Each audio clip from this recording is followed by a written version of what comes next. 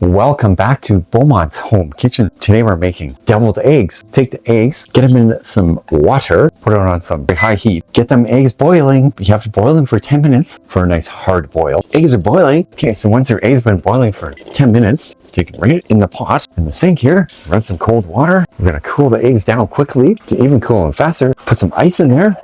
Yeah, so let them cool off for 5 minutes. Peeling the eggs, cracking them and rolling them helps you peel the eggs. And I always just give them a quick rinse to get all the shells off. Just peeling eggs. You gotta be gentle with the eggs. Make sure there's no shells around. All we're gonna do, cut the eggs in half. Just take the yolk out into the food processor. Toss it in, like that. In the food processor we put, it's not a lot of egg yolk. Let's put a little bit of Dijon mustard, parsley flakes, a little bit of mayonnaise. I don't know, like a tablespoon or so. Just a touch of white wine vinegar, pepper, salt. 3 tablespoons of cream cheese. And if you have goat cheese good too. Pulse it up.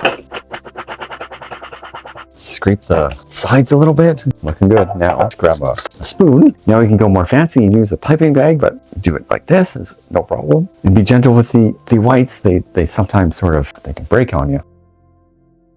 Get it in there like this.